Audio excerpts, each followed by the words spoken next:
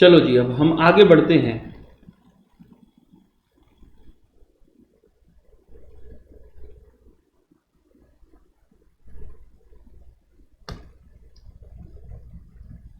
बेटा मैंने आपको एक चीज बताई थी, बड़ा इंपॉर्टेंट पॉइंट मैं आपको बताने जा रहा हूं, इसको सब बच्चे बहुत ध्यान से सुनेंगे। क्या बताने जा रहा हूं मैं? फुल गुडविल मेथड और पार्शियल गुडविल मेथड।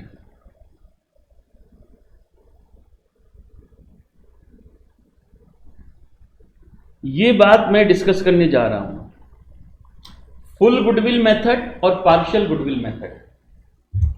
मैंने आपको बताया था कि अगर एनसीआई को हम फेयर वैल्यू पर मेजर करते हैं तो उसको फुल गुडविल मेथड बोलते हैं।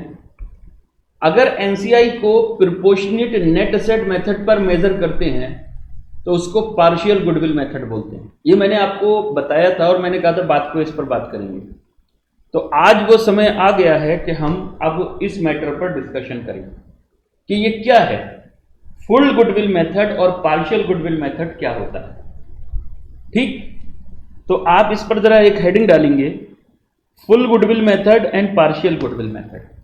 बड़ा इंपॉर्टेंट पॉइंट है बेटे, आपका बहुत काम आएगा नॉलेज के पॉइंट ऑफ व्यू से भी, और आगे जब आप बढ़ोगे जैसे जैसे तो आपको कई सारे कॉन्सेप्ट आएंगे, उसमें भी आपको ये मदद करेगा कि फुल गुडविल मेथड और पार्शियल गुडविल मेथड। हेडिंग डालिए, full goodwill method and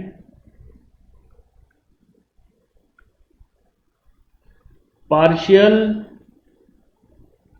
goodwill method. Full goodwill method and partial goodwill method. जैसा आप सब लोग जानते हैं, जिस दिन हम कंट्रोल एक्वायर करते हैं उस दिन हमको क्या क्या चाहिए होता है? हमको एक तो चाहिए होता है consideration.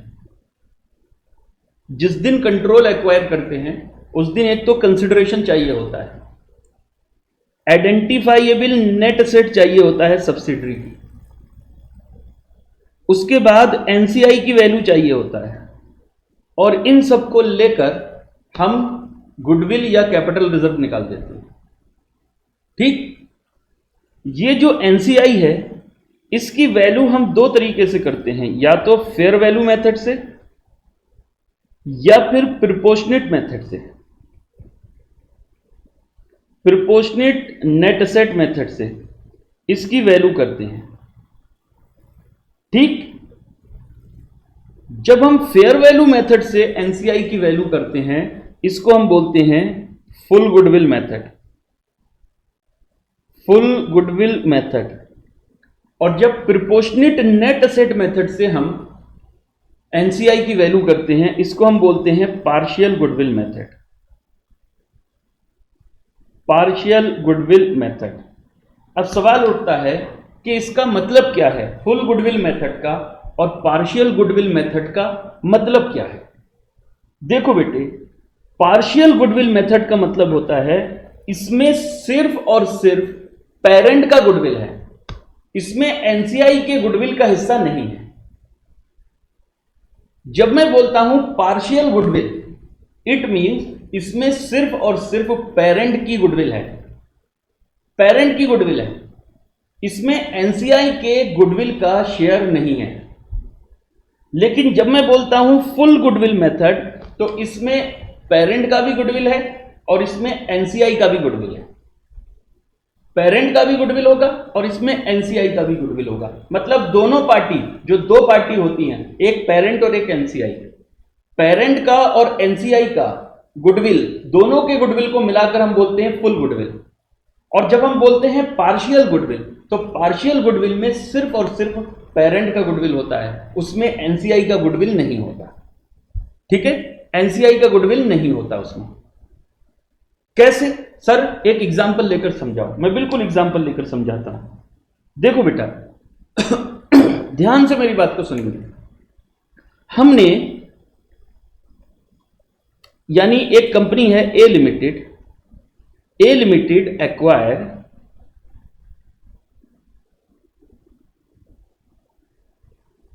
80% share in B limited on 1/1/2019 for ₹10 lakh. ठीक है। Identifiable net asset of B are ₹9 lakh. ठीक है, 9 लाख है। अब मैं आपसे कहता हूं कैलकुलेट गुडविल बाई, मैं दोनों मेथड यहां लिखूंगा, फेयर वैल्यू मेथड पहले यहां लिखेंगे, बाई रहने दो, when NCI measured eight fair value, और number 2 when NCI measured at proportionate net asset basis। ठीक है। अच्छा, ये जो है इसको मैं फुल गुडविल बोल सकता हूं, और ये जो है इसको मैं पार्शियल गुडविल बोल सकता हूं। सर फुल गुडविल और पार्शियल गुडविल हमारे अभी भी समझ में नहीं आ रहा है, मैं बिल्कुल एक एक बात समझाऊंगा, अभी समझ में आ जाएगा आपके। ठीक है, बस इतना समझ लो, जब मैं बोलूं फुल गुडविल तो समझना उसमें पेरेंट और एनसीआई दोनों की गुडविल है, और जब मैं बोलूं पार्शियल गुडविल तो उसमें सिर्फ और सिर्फ पेरेंट का गुडविल है, उसमें एनसीआई की गुडविल का शेयर नहीं है। ठीक है, ठीक है सर।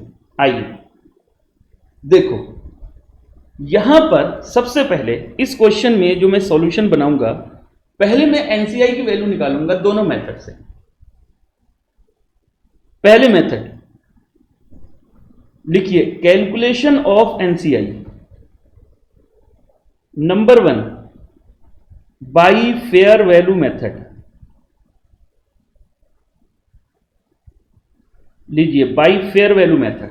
अच्छा, फेयर वैल्यू मेथड के हिसाब से एनसीआई कैसे निकलेगा?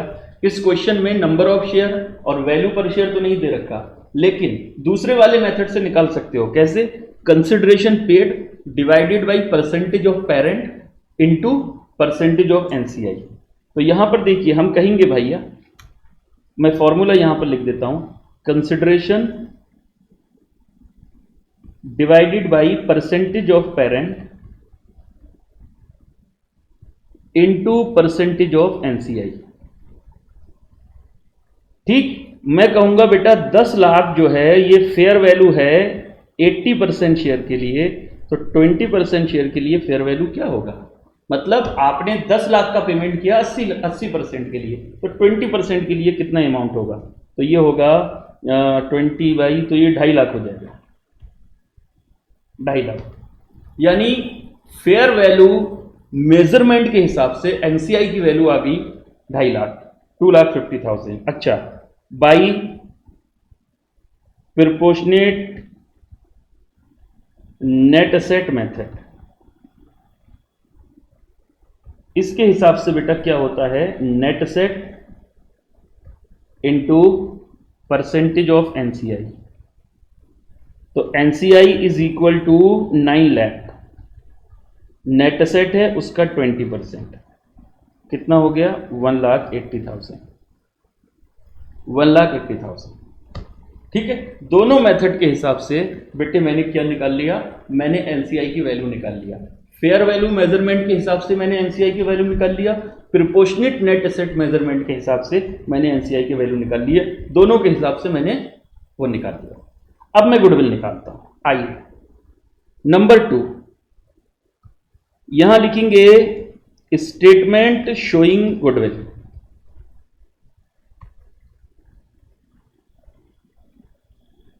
स्टेटमेंट शोइंग गुडविल, और गुडविल में दो, एक तो फुल गुडविल मेथड। अच्छा, फुल गुडविल मेथड का मतलब एनसीआई एट फेयर वैल्यू, अच्छा, दूसरा है partial goodwill method. Partial goodwill method, इसका मतलब क्या है? NCI at proportionate net asset basis. ठीक, ये दो मेथड है। इन दोनों में देखो बेटे, सबसे पहले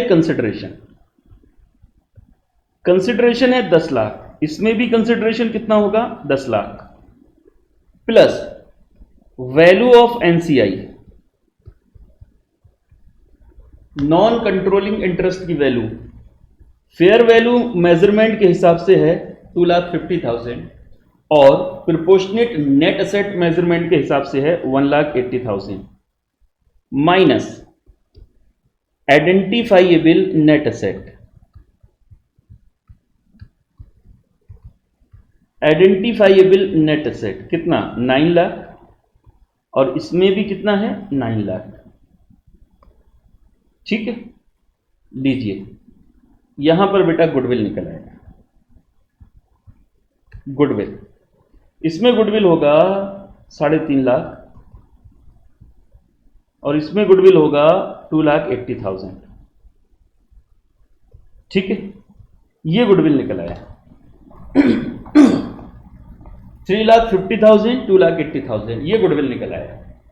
अब सुनिए ध्यान से, ये जो गुडविल है बेटा 3,50,000, ये फुल गुडविल है। इसमें एनसीआई का भी हिस्सा है, इसमें पेरेंट का भी हिस्सा है। इसमें एनसीआई का भी हिस्सा है, इसमें पेरेंट का भी हिस्सा है। ठीक है, और ये जो गुडविल है 2,80,000, ये पार्शियल गुडविल है। इसमें सिर्फ और सिर्फ पेरेंट का हिस्सा है, इसमें एनसीआई का हिस्सा नहीं। ठीक है, इसमें एनसीआई का हिस्सा नहीं है। सर कैसे? यही तो मुझे समझाना है। आप देखिए बेटा, ये एक बैलेंस शीट है। आप जब कंसोलिडेटेड बैलेंस शीट बनाओगे तो बेटा जो नेट एसेट है ये ना, ये नेट एसेट यहां पर लिखोगे लाकर, 9 लाख रुपए का नेट एसेट यहां लिखोगे लाकर। ठीक, और जो बेटा एनसीआई है वो यहां लिखते हैं लायबिलिटी में। अब ये टी शेप फॉर्म में मैं बना रहा हूं, अब ये मत समझना टी शेप फॉर्म में बनती है, तो अभी समझ लीजिए, समझाने के लिए मैं टी शेप फॉर्म में बना रहा हूं। असेट साइड में ये 9 लाख का नेट एसेट हम प्लस करेंगे और एनसीआई इधर लिखते हैं लायबिलिटी साइड में, यहां पर साथ में गुडविल भी लिखते हैं। ठीक है, अगर मैं गुडविल बेटा यहां पर 2,80,000 लिखूं, अगर मैं यहां पर गुडविल 2,80,000 लिखूं तो ये गुडविल किस मेथड से आया है? ये आया है प्रोपोर्शनेट नेट एसेट मेथड से। हमने एनसीआई को मेजर किया है, तो इसका मतलब यहां पर एनसीआई कितना है? यहां पर एनसीआई कितना है? 180। अगर एनसीआई को मैंने प्रोपोर्शनेट नेट एसेट के हिसाब से मेजर किया है तो बेटा ये जो गुडविल आया है इसमें एनसीआई का कोई भी हिस्सा नहीं है। ये गुडविल सिर्फ और सिर्फ पेरेंट का गुडविल है, पेरेंट का गुडविल है। क्यों? क्योंकि गुडविल में मैंने कोई हिस्सा निकाला ही नहीं एनसीआई का। मैंने गुडविल में एनसीआई का हिस्सा नहीं लिया, मैंने एनसीआई का हिस्सा सिर्फ किस में लिया है? आइडेंटिफाइएबल नेट एसेट में लिया है, गुडविल में कोई हिस्सा नहीं लिया। ठीक, लेकिन अगर मैं इसको फेयर वैल्यू पर मेजर कर दूं, यहां पर फेयर वैल्यू पर मेजर कर दूं, तो फेयर वैल्यू पर इसकी वैल्यू कितनी आ रही है? फेयर वैल्यू पर इसकी वैल्यू आ रही है 2,50,000, 2,50,000। ठीक है, 2,50,000। तो बेटा 2,50,000 180 में कितना ऐड करूं? 70,000 और ऐड कर दूं तो ये 2,50,000 हो जाएगा। जानते हो ये जो इंक्रीमेंट है इसकी वैल्यू में, ये गुडविल की वजह से है। मतलब ये जो 2.5 लाख फेयर वैल्यू है, नेट एसेट में हिस्सा है एनसीआई का 180, जबकि उसकी फेयर वैल्यू है 2.5 लाख। तो बेटा ये 70,000 जो इंक्रीमेंट हो रहा है ये किस वजह से हो रहा है? ये गुडविल की वजह से हो रहा है। ठीक, तो गुडविल में आपको यहां पर 70,000 प्लस करना पड़ेगा, तो गुडविल कितना हो जाएगा? 3.5 लाख। यानी अगर आप एनसीआई बेटा फेयर वैल्यू पर मेजर करते हो तो आपका जो गुडविल होगा वो 70,000 होगा, गुडविल 70,000 होगा। जो फेयर वैल्यू है इसकी जो 2.5 लाख है, इस 2.5 लाख में नेट एसेट की वैल्यू कितनी है? इसमें 2,500 180 की, और इसमें गुडविल की वैल्यू कितनी है? 70,000 की गुडविल की वैल्यू है। और यही 70,000 गुडविल की वैल्यू इसमें जाकर ऐड हो जाती है तो ये 3.5 लाख बन जाता है। और ये 3.5 लाख में अब दोनों की गुडविल है, किस किस की? पेरेंट की भी गुडविल है और इसमें एनसीआई की भी गुडविल है, इसमें एनसीआई की भी गुडविल है। ठीक है, तो एनसीआई की गुडविल जब और पेरेंट की गुडविल, दोनों की गुडविल जब जुड़ जाती है, that is called full goodwill. Full goodwill, full goodwill का मतलब होता है जिसमें पेरेंट की गुडविल है, जिसमें एनसीआई की गुडविल भी है।